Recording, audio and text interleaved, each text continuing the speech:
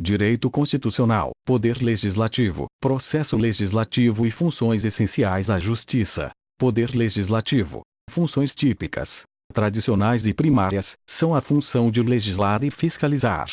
Funções atípicas, as funções administrativas e de julgamento. Composição. O Poder Legislativo é bicameral, sendo o Congresso Nacional composto por deputados federais, representantes do povo, e senadores, representantes dos Estados-membros e Distrito Federal. Estados, Distrito Federal e municípios. O Legislativo é unicameral, sendo composto pelas Assembleias Legislativas Estaduais, Câmara Legislativa Distrital e Câmara dos Vereadores Municipais. Os deputados federais são eleitos pelo sistema proporcional e os senadores pelo sistema majoritário simples.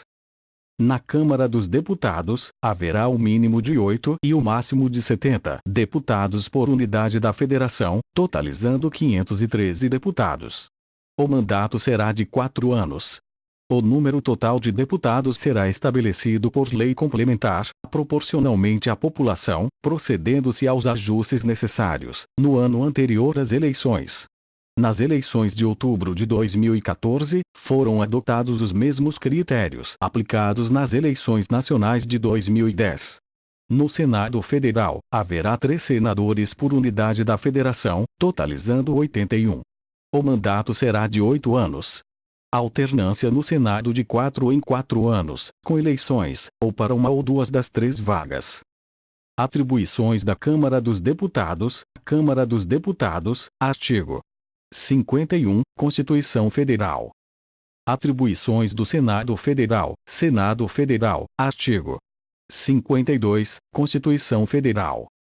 A Câmara dos Deputados e o Senado Federal, ou suas comissões, podem convocar ministro de Estado e todos os titulares de órgãos diretamente subordinados ao Procurador da República, para prestarem, pessoalmente, informações sobre assunto previamente determinado, importando o crime de responsabilidade e sua ausência sem justificação adequada. Os ministros de Estados também podem comparecer por sua iniciativa e mediante entendimentos com a mesa da Casa, para expor assunto de relevância de seu ministério. Atribuições do Congresso Nacional. Congresso Nacional, artigos 48 e 49 da Constituição Federal. Funcionamento do Poder Legislativo. 1. Legislatura. Lapso temporal de 4 anos que determina o início e o fim dos trabalhos legislativos. 2. Sessão Legislativa Ordinária. Período de 1 ano de atividades. Começa em 2 de fevereiro com término, em regra em 17 de julho. O retorno aos trabalhos em 1º de agosto, terminando, em regra, em 22 de dezembro. As reuniões marcadas para essas datas serão transferidas para o 1º dia útil subsequente, quando recaírem em sábados, domingos ou feriados. Regra: 55 dias de recesso no Congresso Nacional. Exceções: no primeiro ano da legislatura os trabalhos se iniciarão no dia 1º de fevereiro, que é reservado para a posse dos deputados e senadores e para a escolha das mesas. A sessão legislativa ordinária não será interrompida sem a aprovação do projeto de lei de diretrizes orçamentárias. 3. Período legislativo. Lapso temporal semestral dos trabalhos. 4. Sessão preparatória. Precedem a inauguração dos trabalhos do Congresso Nacional na primeira e na terceira sessões legislativas ordinárias de cada legislatura. Senado Federal igual reuniões preparatórias. 5. Sessão ordinária. Lapso diário no Poder Legislativo. Perde o mandato parlamentar quis deixar de comparecer à terça parte das sessões ordinárias. 6. Câmara dos Deputados. Primeiro, as sessões ordinárias funcionarão de terça a quinta-feira das 14 às 19. Duração de 5 horas. Segundo, pequeno expediente. Lapso temporal de 60 minutos. Período dos pequenos comunicados. Terceiro, grande expediente. Lapso temporal de 50 minutos. Período dos grandes comunicados. Encerrado o pequeno expediente, será concedida a palavra aos deputados inscritos para o grande expediente, pelo prazo de 25 minutos para cada orador. Quarto, ordem do dia. Lapso temporal de 3 horas. Período das discussões e votações. Quinto, Quórum para a instalação da sessão. Aferido no pequeno expediente, 1/10 dos deputados. Sexto. Quórum para deliberação. Aferido na ordem do dia, quórum de maioria absoluta de 257 deputados. 7. Senado Federal. Primeiro. As sessões ordinárias terão duração de 4 horas e 30 minutos. De segunda a quinta-feira das 14 às 18 horas e 30 minutos e sexta das 9 às 13h30. Segundo. Período do expediente. Duração de 120 minutos. Terceiro. Ordem do dia. Duração de 150 minutos. Quarto. Quórum para a instalação da sessão. Aferido no período do expediente, 1/20 dos senadores. Quinto. Quórum para deliberação. Aferido na ordem do dia, de maioria absoluta, 41 senadores. 8. Sessão extraordinária. Ocorre dentro de um período legislativo, em dia ou hora, diferenciados das sessões ordinárias. 9. Sessão legislativa extraordinária. Ocorre no período de recesso das casas, em virtude de convocação extraordinária. A. Pelo presidente do Senado. Decretação de estado de defesa ou de intervenção federal, ou pedido de autorização para decretação de estado de sítio e para compromisso e posse do Procurador da República e 5º Procurador da República. B. Em caso de urgência ou interesse público relevante, poderá ser feita pelo Procurador da República, pelos presidentes da Câmara dos Deputados e Senado Federal ou a requerimento da maioria dos membros de ambas as casas. Nessas hipóteses, haverá necessidade da aprovação da maioria absoluta de cada uma das casas do Congresso Nacional. A. Só poderá haver deliberações nas convocações extraordinárias para as matérias que foram objeto da pauta de convocação. Havendo medidas provisórias em vigor, serão automaticamente incluídas na pauta. B. Pode haver mais de uma convocação extraordinária com temas diferenciados para serem apreciados. C. É proibido o pagamento de parcela indenizatória. 10. Quórum de maioria simples ou relativa. Exige maioria absoluta de presentes, e maioria dos votos numa determinada direção. 11. Quórum de maioria absoluta. Exige maioria absoluta de votos, independentemente do número de presentes. Estrutura das casas legislativas. 1. Mesas das casas. São os órgãos máximos das casas, administrativamente e na condução dos trabalhos legislativos. Órgão estratégico. A. Existem 3 mesas no Congresso Nacional: mesa da Câmara dos Deputados, mesa do Senado Federal e mesa do Congresso Nacional. B. Mesas da Câmara dos Deputados e Senado Federal têm existência cotidiana. C. Composição: 1 presidente, 2 vice-presidentes e 4 secretários. D. Existem suplentes e secretários que não fazem parte da mesa. E. O presidente da mesa do Congresso Nacional é o presidente da mesa do Senado Federal. Os demais cargos serão divididos alternadamente. F. Mandato das mesas da Câmara dos Deputados e do Senado Federal é de 2 anos. Vedada recondução para o mesmo cargo na eleição imediatamente subsequente. 2. Comissões. Primeiro. Comissões permanentes. Em regra, temáticas que subsistem às legislaturas. Segundo. Comissões temporárias. Não subsistem às legislaturas. Nascem com um objetivo definido e uma vez alcançado, finalizam seus trabalhos. Terceiro. Comissões mistas. Compostas por deputados e senadores. Quarto. Comissões parlamentares de inquérito. Comissões fiscalizatórias que exercem uma função investigativa típica do Poder Legislativo de apuração de fato determinado com prazo certo, devendo, se for o caso, encaminhar seus relatórios para o Ministério Público para responsabilização civil ou penal dos envolvidos. A necessidade de assinatura de 1/3 dos membros da Câmara dos Deputados ou Senado Federal ou Congresso Nacional. B. O STF decidiu que as CPIs são direito público subjetivo das minorias. C. Poderes de investigação de autoridade judicial são os poderes que o juiz tem na fase de instrução processual, na fase de dilação probatória, na busca da verdade material. D. Devem fundamentar suas decisões sob pena de nulidade. E. Decisões em colegiado, por maioria dos votos. F. Nexo causal com a gestão da coisa pública. G. Investigações devem ter relevância de cunho nacional. Quinto. Comissão representativa. Função de representar o Congresso Nacional nos períodos de recesso, será eleita sempre na última sessão ordinária de um período legislativo. Sua composição reproduzirá, quanto possível, a proporcionalidade da representação partidária. Função constitucional das comissões. Em razão da matéria de sua competência. 1. Discutir e votar projeto de lei que dispensar, na forma do regimento, a competência do plenário, salvo se houver recurso de 1/10 dos membros da Casa. 2. Realizar audiências públicas com entidades da sociedade civil. 3. Convocar ministros de Estado para prestar informações sobre assuntos inerentes às suas atribuições. 4.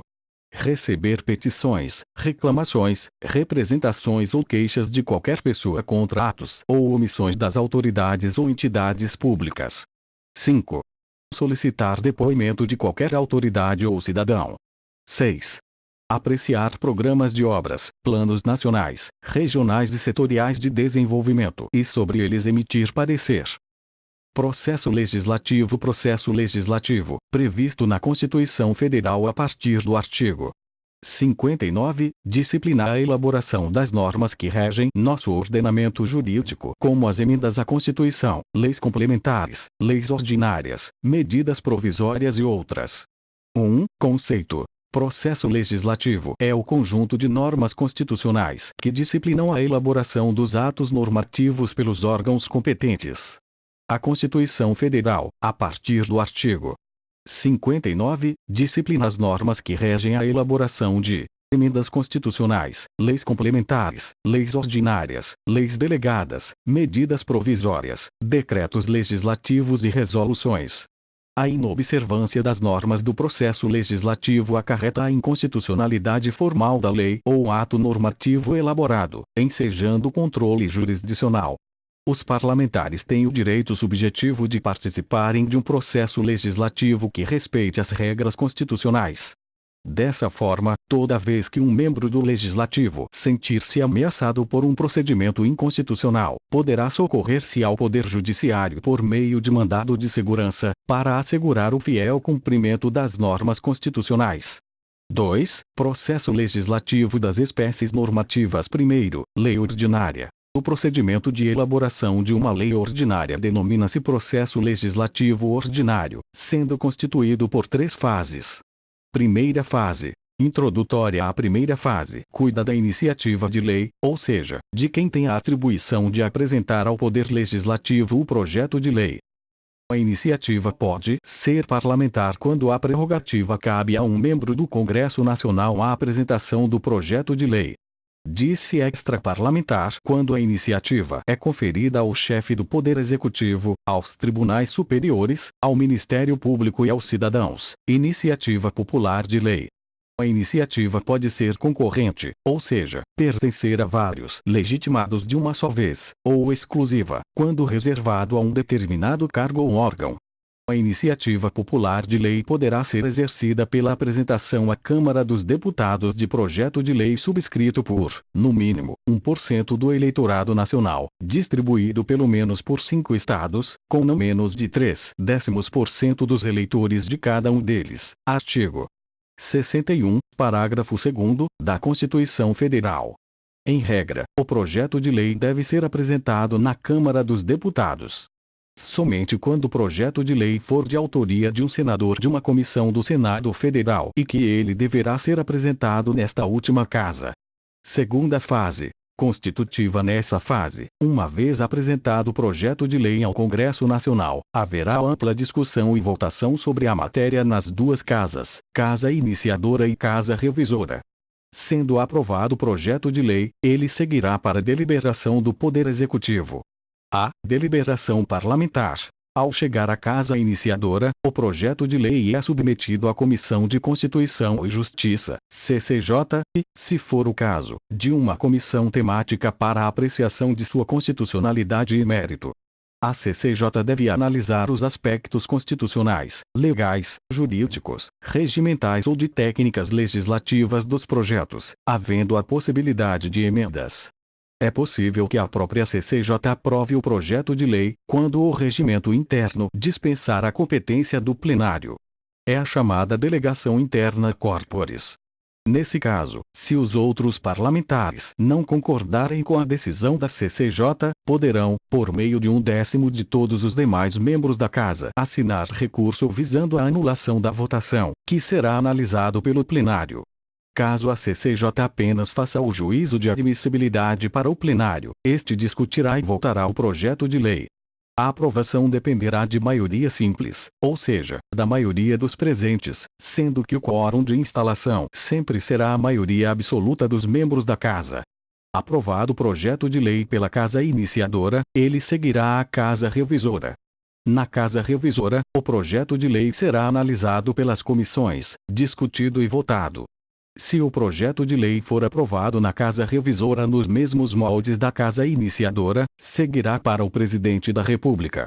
Se o projeto de lei, na Casa Revisora, sofrer emendas, deverá retornar à Casa Iniciadora para que esta vote as alterações em único turno.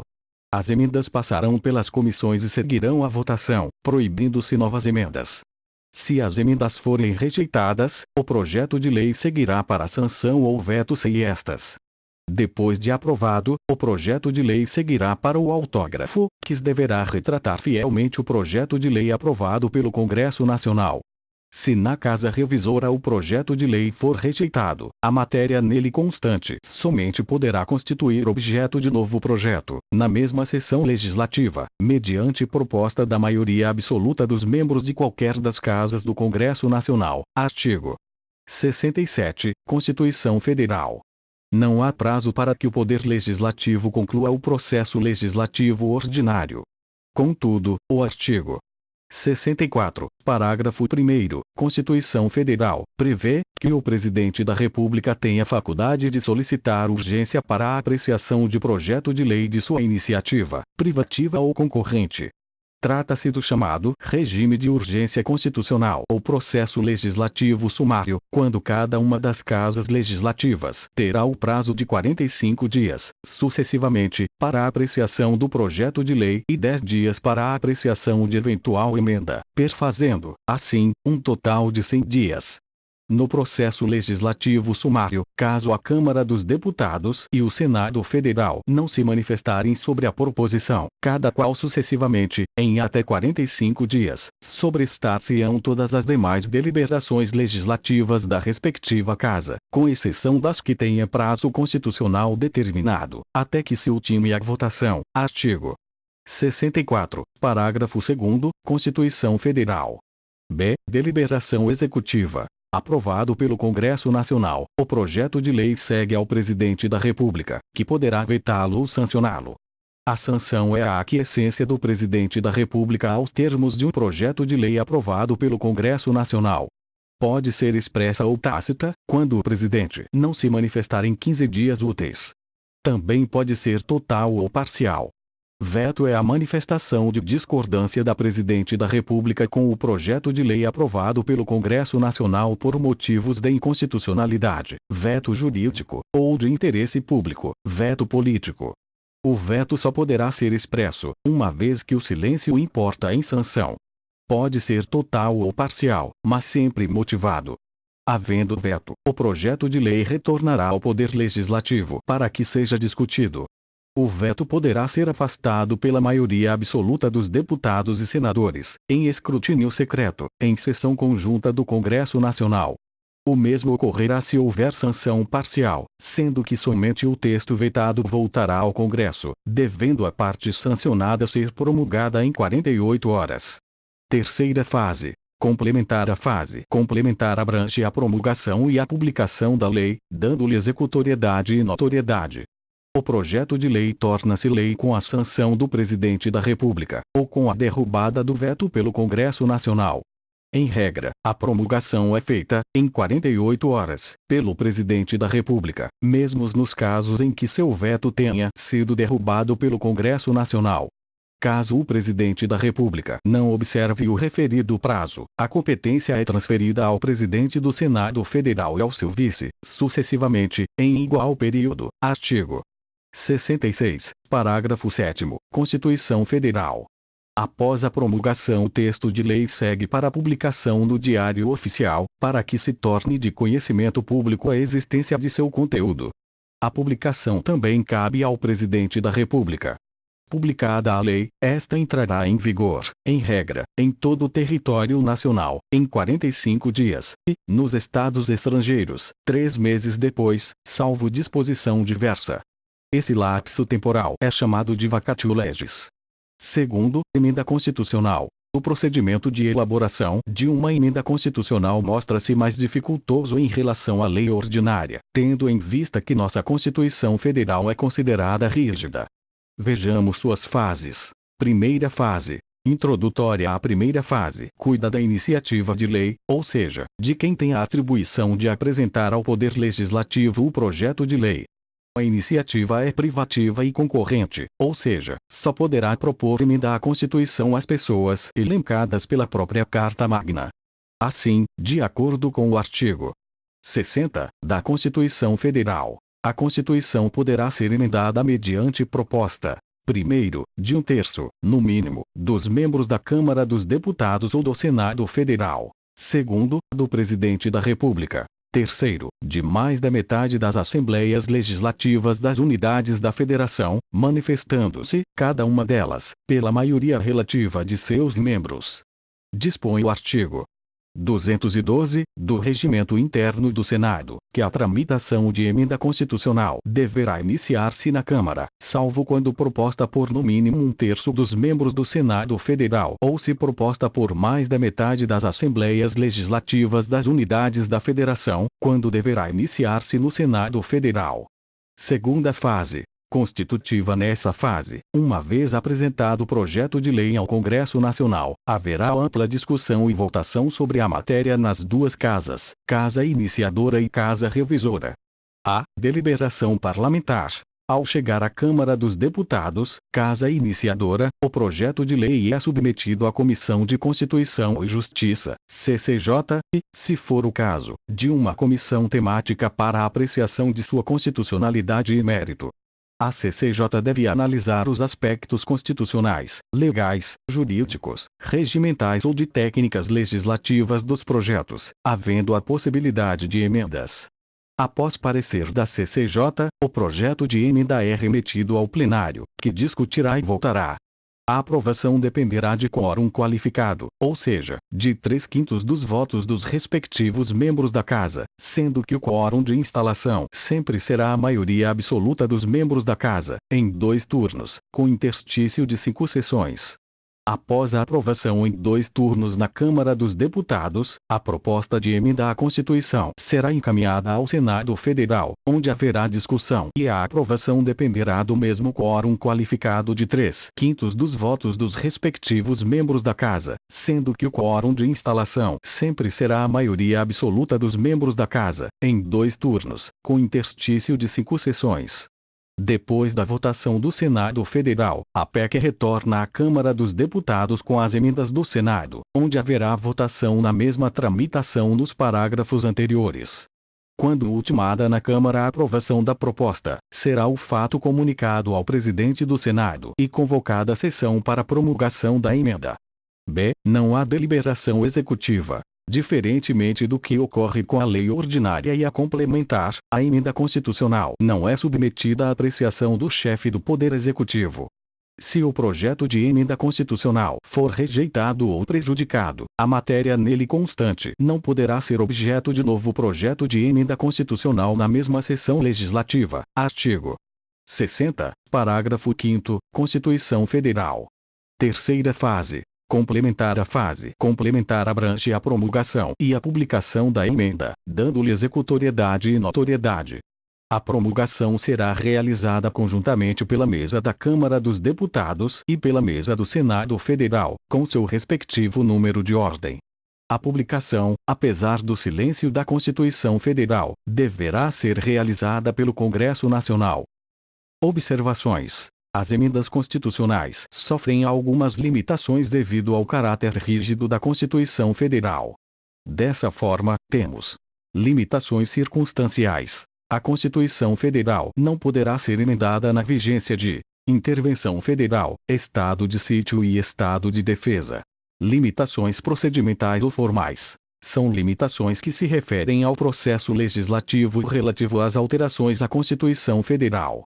Limitações materiais. Não pode haver emenda constitucional tendente a abolir. Artigo 60, parágrafo 4º, Constituição Federal. Primeiro, a forma federativa de Estado. Segundo, o voto direto, secreto, universal e periódico. Terceiro, a separação dos poderes. Quarto, os direitos e garantias individuais, cláusulas pétreas. Limitação temporal. Não mais poderá haver revisão constitucional, pois esta já foi realizada em 1993. Limitações implícitas. Não podem ser reformadas as normas que prevêem as limitações expressas. Terceiro, lei complementar. O processo legislativo das leis complementares é o mesmo das leis ordinárias, com duas diferenças apenas. A. Quanto à matéria. Apenas as matérias expressamente previstas na Constituição Federal podem ser objeto de lei complementar, portanto, seu rol é taxativo. Enquanto que as leis ordinárias podem versar sobre as matérias residuais, ou seja, aquelas não reservadas às leis complementares. B. Quanto ao quórum para aprovação. Enquanto as leis ordinárias são aprovadas pela maioria relativa dos membros da Casa Legislativa, as leis ordinárias exigem a aprovação da maioria absoluta dos membros de cada Casa do Congresso Nacional. Artigo 69, Constituição Federal. Quarto, medida provisória. Dispõe o artigo 62, da Constituição Federal, que em caso de relevância e urgência, o Presidente da República poderá adotar medidas provisórias, com força de lei, devendo submetê-las de imediato ao Congresso Nacional. O prazo de vigência da medida provisória é de 60 dias, contados da publicação, podendo ser prorrogado, por uma única vez, por igual período. Os prazos não são computados durante os períodos de recesso parlamentar, de forma que uma medida provisória pode vigorar por mais de 120 dias. Artigo 62, parágrafos 4º e 7º, Constituição Federal. Chegando ao Congresso Nacional, a medida provisória é encaminhada a uma comissão mista de deputados e senadores, que examinará o texto e emitirá seu parecer. Parágrafo 9º. Após o parecer, a medida provisória será, inicialmente, encaminhada à Câmara dos Deputados, e após ao Senado Federal.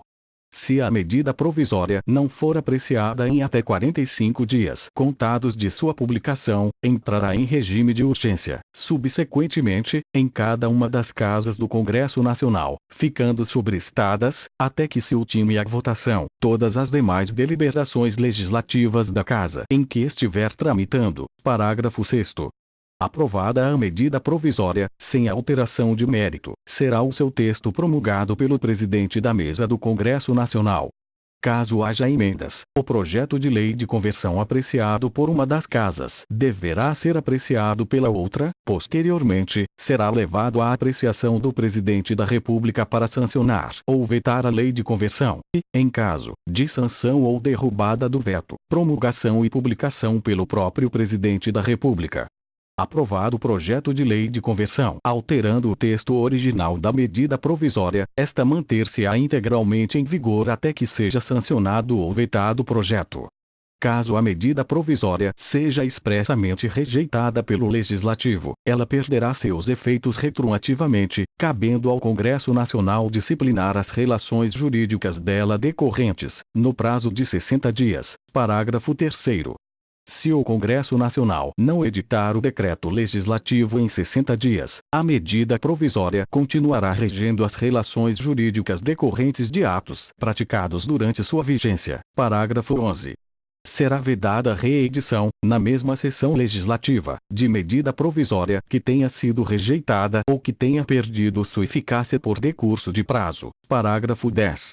O parágrafo 1º do artigo 62, da Constituição Federal, prevê as limitações materiais das medidas provisórias. É vedada a edição de medidas provisórias sobre matéria. Primeiro, relativa a nacionalidade, cidadania, direitos políticos, partidos políticos e direito eleitoral. B. Direito penal, processual penal e processual civil. C. Organização do Poder Judiciário e do Ministério Público, a carreira e a garantia de seus membros. D. Planos plurianuais, diretrizes orçamentárias, orçamento e créditos adicionais e suplementares, ressalvado previsto no artigo 167, parágrafo 3º. Segundo, que vise a detenção ou sequestro de bens, de poupança popular ou qualquer outro ativo financeiro. Terceiro, reservada à lei complementar. Quarto, já disciplinada em projeto de lei aprovado pelo Congresso Nacional e pendente de sanção ou veto do Presidente da República. Após a edição de medida provisória, o Presidente da República não tem competência para retirá-la da apreciação do Congresso Nacional. Quinto, lei delegada. Lei delegada é ato normativo elaborado e editado pelo Presidente da República, em razão de autorização do Poder Legislativo, e nos limites postos por este, constituindo-se verdadeira delegação externa da função legiferante, delegação externa corporis. Para tanto, o Presidente da República deverá solicitar delegação ao Congresso Nacional, iniciativa solicitadora. A solicitação será apreciada e votada, no Congresso Nacional, em sessão bicameral conjunta ou separadamente, sendo aprovada por maioria simples, na forma de resolução. Retornando a resolução ao Presidente da República, este elaborará o texto normativo, promulgando e o publicando, delegação própria ou típica, ou remeterá o texto à apreciação do Legislativo para ratificação, quando assim exigido, delegação imprópria ou atípica. No último caso, se o Congresso Nacional aprovar o projeto de lei, o Presidente da República o promulgará e publicará. Caso contrário, o projeto de lei será arquivado. O Congresso Nacional poderá sustar os atos normativos do Poder Executivo que exorbitem os limites de delegação legislativa, por meio de decreto legislativo. Artigo 49, 5º, Constituição Federal. As leis delegadas também encontram limites em matérias. Artigo 68, parágrafo 1º, Constituição Federal. Não serão objeto de delegação os atos de competência exclusiva do Congresso Nacional, os de competência privativa da Câmara dos Deputados ou do Senado Federal, a matéria reservada à lei complementar, nem a legislação sobre: primeiro, organização do Poder Judiciário e do Ministério Público, a carreira e a garantia de seus membros. Segundo, nacionalidade, cidadania, direitos individuais, políticos e eleitorais. Terceiro, planos plurianuais, diretrizes orçamentárias e orçamentos. Sexto, decreto legislativo. Decreto legislativo é o instrumento normativo por meio do qual são materializadas as competências exclusivas do Congresso Nacional, previstas no artigo 49 da Constituição Federal. Além das matérias do artigo 49, são regulados por decreto legislativo os efeitos decorrentes de medida provisória não convertida em lei. Artigo 62, parágrafo 3º, Constituição Federal. O decreto legislativo é aprovado pela maioria simples dos membros do Congresso Nacional e promulgado pelo Presidente do Senado Federal.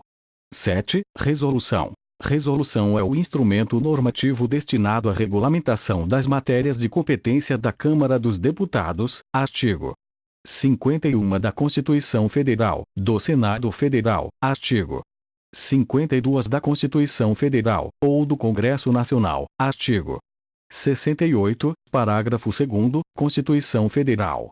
A resolução é aprovada pela maioria simples do membro da respectiva casa e promulgada pelo seu presidente. Caso a resolução seja de competência do Congresso Nacional, a promulgação será realizada pelo presidente do Senado Federal, que também é o presidente do Congresso Nacional. Funções essenciais à Justiça. Pontos gerais do Ministério Público, Advocacia Pública, Advocacia e Defensoria Pública.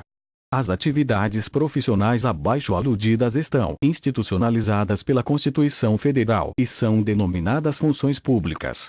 O Ministério Público é tratado nos artigos 127 a 130-A da Carta Magna, a Advocacia Pública nos artigos 131 e 132, a Advocacia no artigo 133, enquanto a Defensoria Pública é disciplinada pelo artigo 134 da Constituição Federal. O Ministério Público determina o artigo 127, caput, da Constituição Federal, que o Ministério Público é instituição permanente, essencial à função jurisdicional do Estado, incumbindo-lhe a defesa da ordem jurídica, do regime democrático e dos interesses sociais e individuais indisponíveis. O Ministério Público é organizado em Ministério Público Estadual e da União, sendo que este último se divide em Ministério Público Federal, do Trabalho, Militar e do Distrito Federal e Territórios. O chefe do Ministério Público é representado pelo Procurador-Geral da República, que será nomeado pelo presidente dentre os integrantes da carreira, maiores de 35 anos, após ter seu nome aprovado pela maioria absoluta dos membros do Senado Federal. O Procurador-Geral da República será nomeado para mandato de 2 anos e será permitida mais de uma recondução ao cargo, sem qualquer limite. Sendo a recondução considerada uma nova nomeação, deverá este passar pelo mesmo trâmite. São princípios institucionais do Ministério Público. O Ministério Público, de acordo com o artigo 127, parágrafo 1º, da Constituição Federal. A unidade, isto é, o Ministério Público deverá respeitar a existência de um único chefe, e esta divisão é meramente funcional. A indivisibilidade, ou seja, apenas um membro do Ministério Público poderá substituir outro, já que a instituição é considerada una e indivisível, e a independência funcional, já que os profissionais não se submetem a qualquer poder hierárquico para atuar em seu exercício. Ainda, são garantias desta instituição a autonomia funcional, administrativa e financeira. Diz-se por autonomia funcional o fato de não precisar o promotor de justiça se submeter aos demais órgãos ao exercer sua profissão, devendo apenas respeitar a Constituição Federal. Autonomia administrativa traduz-se pela capacidade de dirigir a própria instituição independentemente. Enquanto a autonomia financeira diz respeito à capacidade de elaborar sua proposta orçamentária, administrando os recursos que lhe foram destinados. Aos membros do Ministério Público serão garantidas a vitaliciedade, a inamovibilidade e a irredutibilidade de subsídios, ou seja, após o decurso do prazo de 2 anos de efetivo exercício do cargo, estágio probatório, será assegurado a um membro do Ministério Público a perda do cargo apenas por sentença judicial transitada em julgado. O membro desta instituição não poderá, inclusive, ser removido ou promovido de forma unilateral, sem sua solicitação ou autorização, e seus subsídios não poderão ser reduzidos, senão em situações previstas na própria Constituição Federal. São funções institucionais do Ministério Público, de acordo com o artigo 129 incisos, da Constituição Federal. A. Promover, privativamente, a ação penal pública, na forma da lei. B. Zelar pelo efetivo respeito dos poderes públicos e dos serviços de relevância pública aos direitos assegurados nesta Constituição, promovendo as medidas necessárias à sua garantia. C. Promover o inquérito civil e a ação civil pública, para a proteção do patrimônio público e social, do meio ambiente e de outros interesses difusos e coletivos. D. Promover a ação de inconstitucionalidade ou representação para fins de intervenção da União e dos Estados, nos casos previstos nesta Constituição. E. Defender judicialmente os direitos e interesses das populações indígenas. F. Expedir notificações nos procedimentos administrativos de sua competência, requisitando informações e documentos para instruí-los, na forma da lei complementar respectiva. G. Exercer o controle externo da atividade policial, na forma da lei complementar mencionada no artigo anterior. H. Requisitar diligências investigatórias e a instauração de inquérito policial, indicados os fundamentos jurídicos de suas manifestações processuais. E. Exercer outras funções que lhe forem conferidas, desde que compatíveis com sua finalidade, sendo-lhe vedada a representação judicial e a consultoria jurídica de entidades públicas. A Advocacia Pública institui o artigo 131 da Constituição Federal, que a Advocacia Geral da União é a instituição que, diretamente ou através de órgão vinculado, representa a União, judicial e extrajudicialmente, cabendo-lhe, nos termos da lei complementar que dispuser sobre sua organização e funcionamento, as atividades de consultoria e assessoramento jurídico do Poder Executivo. O chefe da Advocacia Geral da União, também denominada AGU, é o Advogado-Geral da União, que será nomeado de forma livre pelo Presidente da República, dentre cidadãos de 35 anos e de reputação ilibada e notório saber jurídico. Nas classes iniciais, o ingresso ocorrerá mediante concurso público de provas e títulos. De acordo com o que prescreve o artigo 131, parágrafo 3º, da Constituição Federal, na execução de dívida ativa de natureza tributária, por sua vez, caberá à representação da União à Procuradoria-Geral da Fazenda Nacional, também órgão da AGU.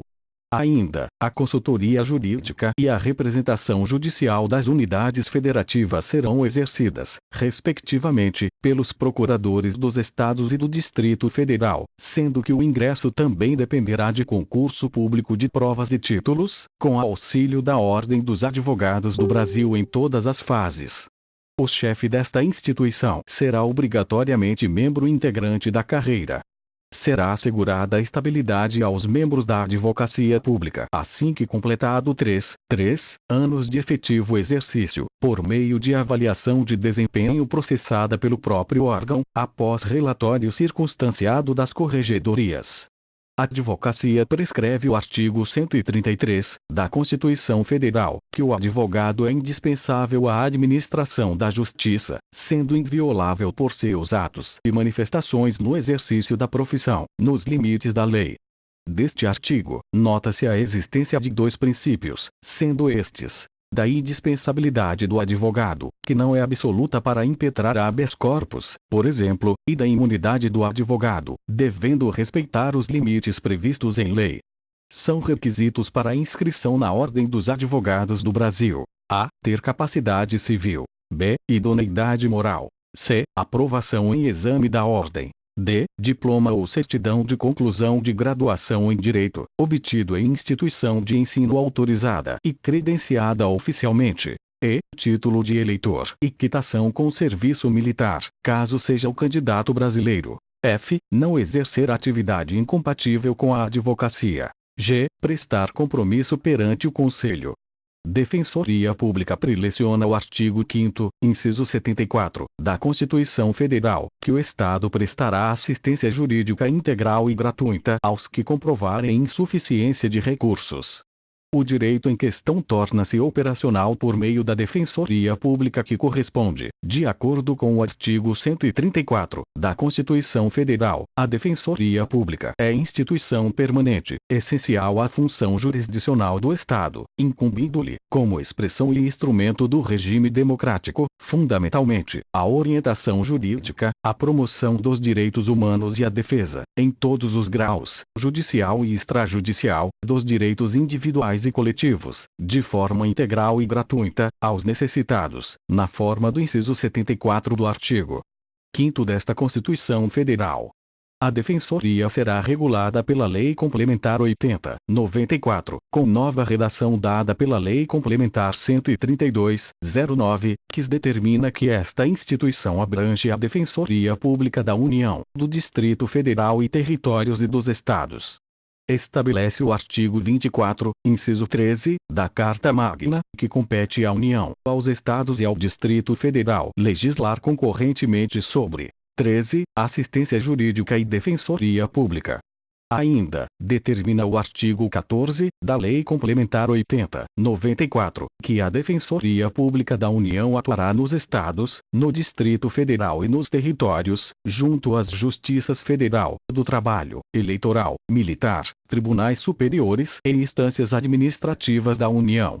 Não existe Defensoria Pública Municipal, assim como não existe Ministério Público Municipal.